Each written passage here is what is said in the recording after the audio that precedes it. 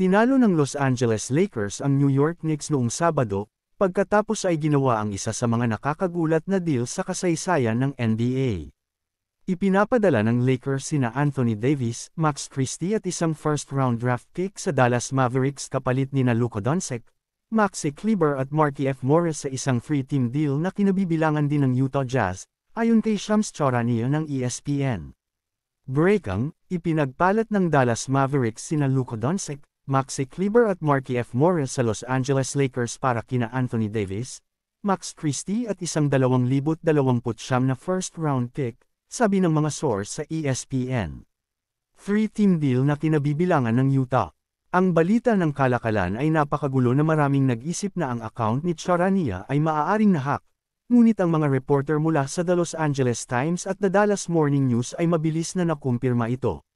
Walang naunang indikasyon na ang alinman sa koponan ay naghahanap upang ilipat ang isang all-star. Iniulat ni Mark Stein na si Doncic ay hindi humiling ng isang trade at sa katunayan ang Mavericks ang lumapit sa Lakers tungkol sa liga-altering deal. Ang paglipat ay naiulat na nabulag si Doncic. Maging si LeBron James, na may reputasyon bilang de facto general manager ng Lakers, ay naiulat na nasa labas sa hapunan nang tumama ang trade at walang ideya na darating ito.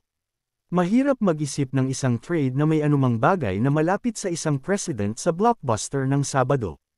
Ang mga superstar ay ipinagpalit para sa isa't isa dati, ngunit hindi kailanman sa kalagitnaan ng panahon at bihira ng walang kahilingan mula sa magkabilang panig.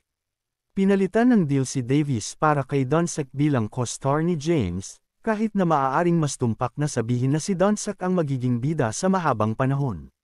Si Doncic ay kasalukuyang nasa labas dahil sa pinsala sa guya, ngunit nakagawa ng 5 sunod na All-NBA na unang koponan sa 25 taong gulang.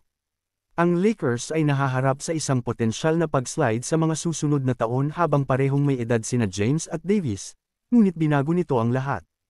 Iniulat na tinatalikuran ni Davis ang kanyang trade kicker para matupad ang deal, na magtutulak sa Mavericks sa ilalim ng luxury tax. Tulad ng para sa panig ng Mavericks, lumipat sila mula sa isang manlalaro na hindi inaasahan ng kanilang mga tagahanga na umalis, at tila hindi sila nakakatanggap ng higit pa kay Davis, isang manlalaro na maaaring makaapekto sa isang laro sa magkabilang dulo ng sahig ngunit bihira, nagtagumpay bilang nakakasakit na focal point ng isang koponan. Niyanig lang ng Lakers at Mavericks ang mundo ng NBA sa kanilang Anthony Davis-Luka Doncic trade. Ipinagtanggol ng general manager ng Mavericks na si Nico Harrison ang hakbang sa pamamagitan ng sinubukang at totoong linya, sa pamamagitan ng Tim McMahon ng ESPN. Naniniwala ako na ang depensa ay mananalo ng mga kampyonato, sinabi ni Mavs GM Nico Harrison sa ESPN, tungkol sa kanyang motibasyon na ipagpalit si Luka Doncic para kay Anthony Davis. Naniniwala ako na ang pagkuha ng All-Defensive Center at All-NBA player na may defensive mindset ay nagbibigay sa amin ng mas magandang pagkakataon. Kami ay binuo para manalo ngayon at sa hinaharap. Ang iba pang mga rasyonalisasyon para sa deal ay lumitaw sa lalong madaling panahon pagkatapos. Iniulat ni McMahon na may mga alalahanin ng Dallas tungkol sa pagkondisyon ni Doncic, na naging pangunahing isyu niya bilang manlalaro ng NBA, at ang kanyang nalalapit na mga negosasyon para sa isang supermax deal. Si Doncic ay may 2 taon na natitira sa kanyang kasalukuyang deal pagkatapos ng season na ito. Kwalipikado si Doncic para sa isang 5 taon, $345 milyon na supermax deal ngayong tag-init, ngunit hindi na ito karapat-dapat sa supermax. Si Davis, na magiging 32 taong gulang sa susunod na buwan, ay hahabulin ng mababa kasama sina Kyrie Irving, Klay Thompson at PJ Washington sa paligid niya. Nakuha rin ni Davis ang kanyang nais na maglaro sa tabi ng isang aktwal na sentro sa Daniel Gafford.